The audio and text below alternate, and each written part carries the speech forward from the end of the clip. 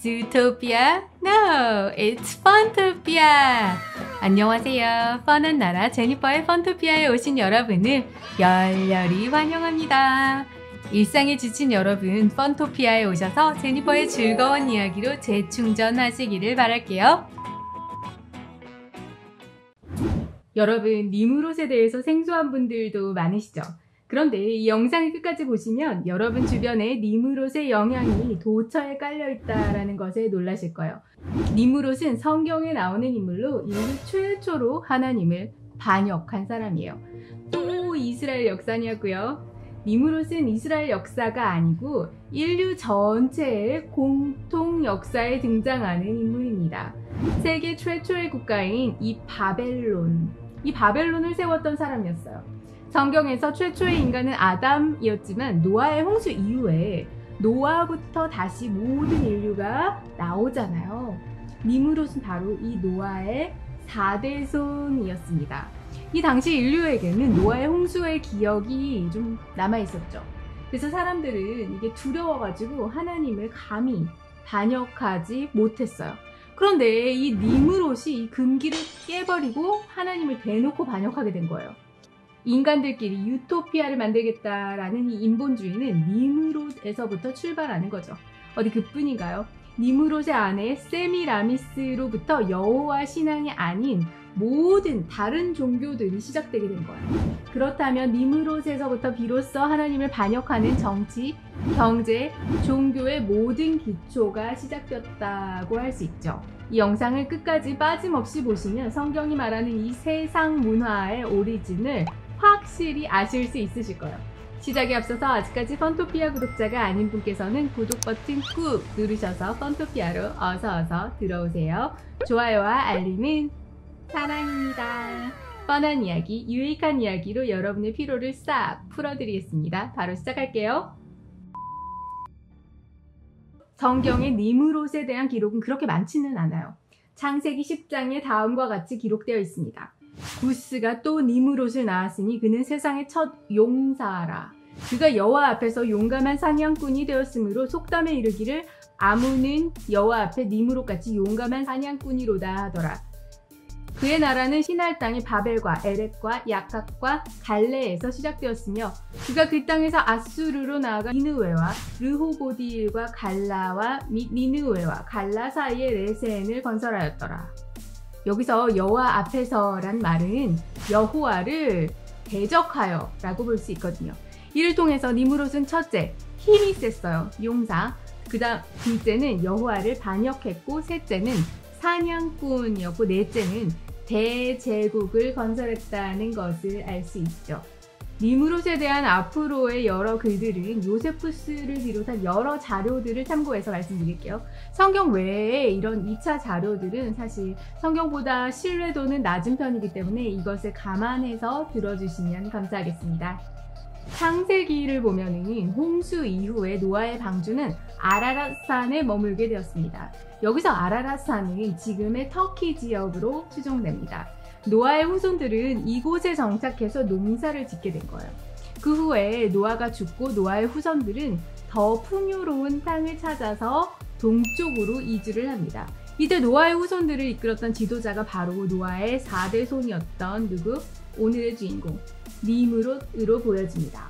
그들은 니무롯의 영도 하에 동쪽으로 이주하다가 드디어 시날 평지라는 비옥한 땅을 발견했고 또 거기에 이제 정착하게 된 거예요. 역사학자들은 유프라테스 강과 티그리스 강으로 둘러싸인 비옥한 초생딸 지역이 바로 시날 평지라고 추정합니다. 이 땅을 발견한 니무롯의 영향력은 이제 막강해진 거예요. 그런데 그의 영향력은 여기에 그치지 않았습니다. 시날 평야는 사실 농사 짓기에는 풍족한 땅이었어요. 그런데 문제가 있었던 게 야생동물이 자주 나타나는 거예요. 사람들도 많이 다치고 막대한 피해도 이어지게 됐죠. 그런데 이런 야생동물로부터 사람들을 보호해준 자가 있었으니 그가 바로 니무롯이에요. 그는 일단 힘이 막강했어요. 사냥도 잘했어요. 그리고 재간이 있어서 야생동물들을 제압할 수 있는 그런 여러 사냥 도구들을 만들기 시작한 거예요.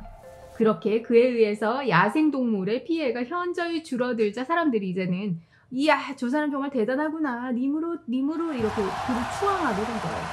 그러자 이때 그의 마음에 교만이 생기기 시작한 것입니다. 자신이 하나님을 대신하고자 한 거예요. 야살의 책을 보면 니므롯은 처음에는 하나님을 충실히 따랐던 사람이었습니다.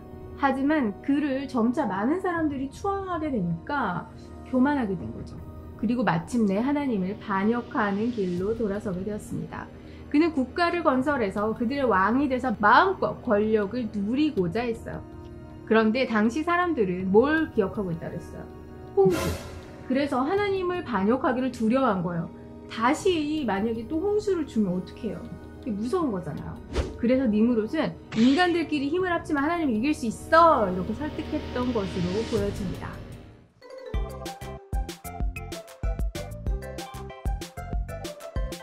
여기서 잠깐 하나님께서 인간들을 어떻게 다스리시는지를 잠깐 살펴볼게요. 결론부터 말씀드리면 하나님은 인간에게 주신 자유의지, 이것을 대단히 존중하셔서 노아의 홍수와 같이 인간을 직접 쓸어버리는, 심판하시는 방식은 맨 마지막에 사용하십니다. 한마디로 인간의 죄악에 대해서 오래 참으시지만 어느 임계치를 넘게 되면 심판하시는 것도 알 수 있어요. 노아의 할아버지의 이름이 무두셀라거든요. 이 이름을 하나님께서 지어주셨어요. 이 이름의 뜻이 뭐냐면 이 사람이 죽으면 내가 심판을 보내겠다는 뜻이었어요. 실제로 하나님께서 무두셀라의 생명을 거두셨을 때 노아의 홍수가 시작된 거예요. 그런데 이 무두셀라가 몇 살 때 죽었는지 아세요? 그는 969세에 죽어요. 성경에서 가장 오래 살다 죽은 사람이었죠. 이처럼 하나님께서는 사람들에게 회개할 기회를 주시기 위해서 오래 참으시고 심판을 연기하셨습니다. 그런데 니므롯은 이런 하나님의 성품을 악용한 거죠. 그 당시 하나님을 반역하지 않고 또 죄를 짓지 않은 것은 그 노아의 홍수로 인한 기억이 너무 강렬했기 때문이었어요. 홍수 같은 심판이 일어날까봐 그게 무서웠던 거죠. 이런 가운데 니므롯이 대놓고 하나님을 반역한 것입니다. 근데 웬걸요? 니므롯이 안 죽는 거예요. 그리고 멀쩡한 거예요. 인간의 마음속에 죄를 지어도 바로 죽지 않을 수 있구나 하는 그런 안도의 마음이 생기기 시작했습니다. 일단 이렇게 물꼬가 탁 트이니까 이게 처음이 어렵잖아요. 동물같이 죄에 대한 욕구들이 분출이 되고 전 인류가 대놓고 하나님을 반역하는 시대가 되어버린 것입니다. 니므롯은 단지 사람들이 하나님을 반역하게 되는데 만족하지 않았어요. 모든 사람들로 하여금 자기를 섬기게 한 거죠. 하나님에 대한 대반역을 일으킨 것입니다.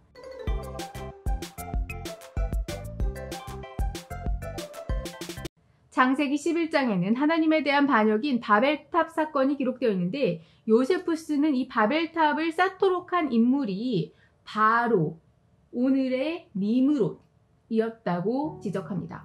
요세푸스는 다음과 같이 기록해요. 니므롯은 하나님이 다시 세상을 물로 멸망시킬지도 모르니까 물이 닿지 못할 탑을 건설해서 하나님께 복수할 것이라고 선언했다. 바벨탑에는 또한 인류가 흩어지지 않고 한 곳에 모여서 하나님을 대적하겠다는 의미가 포함되어 있습니다. 니므롯은 인류 최초의 적 그리스도였죠. 향후 나폴레옹, 히틀러, 스탈린 같은 적 그리스도들의 모형들이 등장하다가 말세에 적 그리스도가 등장한다고 성경에 예언되어 있습니다. 적 그리스도의 수법은 니므롯을 통해서도 알 수 있습니다. 하나님을 폭군과 같이 매도해버려요. 그 다음에 인류를 하나로 합쳐서 하나님께 저항하자고 하는 거예요. 니므롯은 이것을 위해 단일 종교, 단일 경제, 단일 정치를 추구합니다. 그리고 이것은 향후 적 그리스도가 추구하는 일이 될 것입니다. 일루미나티는 세계 질서와 세계 단일 정부 수립이라는 뚜렷한 목표를 지니고 있는 단체입니다. 니므롯이 추구했던 방향과 일치하는 거죠. 세계 교회 협의회, 즉 WCC라는 단체는 현재 활발히 세계 종교 통합 운동을 벌이고 있습니다. 종교 통합한다는 게 뭔가요? 이것 역시 성경을 따르지 않는 적 그리스도의 길인 것입니다. 하나님께서는 인간의 언어를 혼잡하게 하셔서 바벨탑 건축을 막으셨죠. 사람들 사이에 언어가 통하지 않게 되자 바벨탑을 짓는 것은 자연스레 무산이 되었고 향후 사람들은 언어가 통하는 사람들끼리 무리지어 세상에 흩어지게 되었습니다.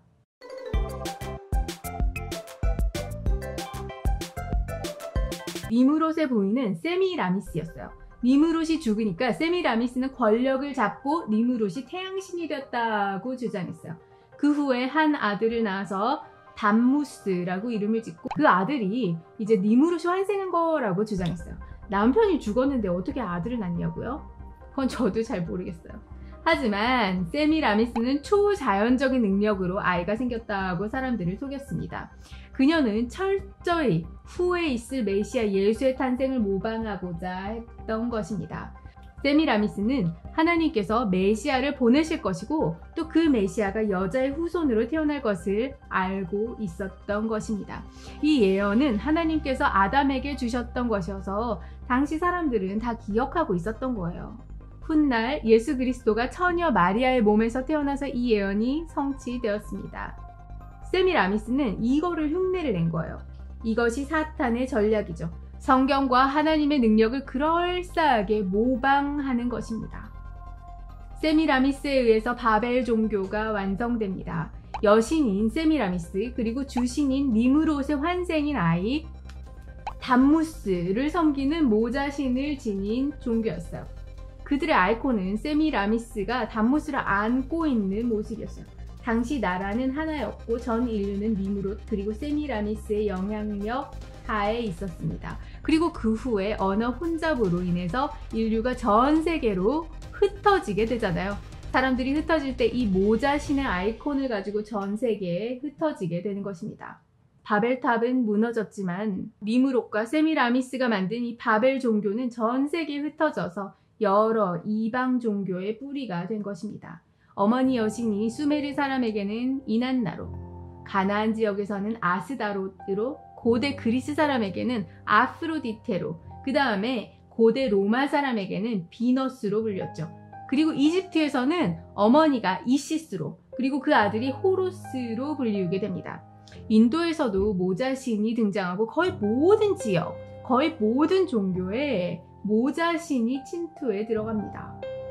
로마의 콘스탄티누스 1세는 313년에 밀라노 칙령으로 기독교를 로마의 정식 종교로 인정합니다. 이렇게 기독교를 국교로 인정한 로마에서는 많은 이교도인들을 신자로 포함시키고 기독교를 세계 종교로 발전시키고자 했습니다.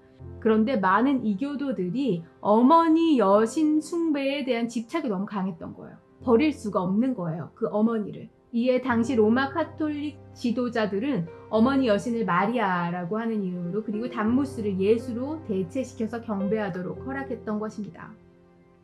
마리아에 대한 예배는 431년 에페소 회의에서 공식적인 교리로 채택된 것입니다. 여러분, 마돈나를 네이버 사전에서 검색하면 가톨릭 성모 마리아를 달리 부르는 말로 되어 있습니다. 신격화된 니무롯은 바알로 불렸고 그의 부인은 바알의 부인이라는 뜻인 바알티로 불렸어요. 이는 라틴어로 메아 도미나이고 이를 이탈리아어로 표현하면 마돈나인 것입니다. 바벨 종교는 여러 상징들을 낳았어요. 사람들은 니무롯을 태양신 곧 바알로 믿었고 그를 불, 물고기, 나무, 기둥 등 여러 동물 등의 상징으로 표현했습니다. 그리고 금송아지는 바로 태양신의 아들인 담무스의 상징이었죠. 제가 니무롯의 상징이 남근을 형상으로 한 기둥이라고 말씀드렸는데 이 기둥은 흔히 오벨리스크로 잘 알려져 있습니다. 워싱턴 DC, 이집트 성 베드로 성당에 있는 오벨리스크 등은 유명하죠. 이 오벨리스크가 니무롯으로까지 거슬러 올라간다는 사실을 아시는 분들은 많지 않으실 것입니다. 태양신 숭배의 원조가 바로 니무롯이라고 할 수 있는 거예요.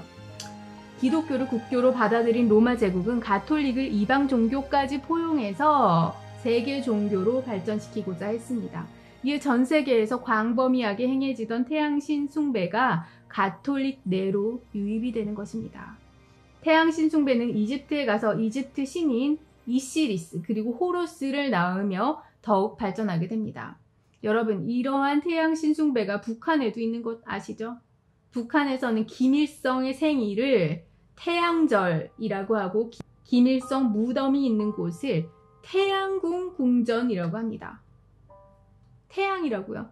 니무롯의 영향이 북한에도 숨겨져 있다는 것을 여러분 이제 아시겠나요? 여러분 어떠셨나요? 니므롯은 결코 과거에 묻힌 인물이 아닌 거예요. 하나님을 반역하는 모든 정치, 종교, 경제 시스템의 기초를 마련했던 인물이었습니다. 인류의 언어가 혼잡해져서 사람들이 전 세계로 흩어졌을 때 니므롯에게 물려받은 그 시스템, 그것이 오늘날 전 세계에 이식이 돼서 하나님을 반역하는 정치, 종교, 그리고 경제 시스템이 전 세계에 구축된 것입니다. 여러분 재미있으셨나요?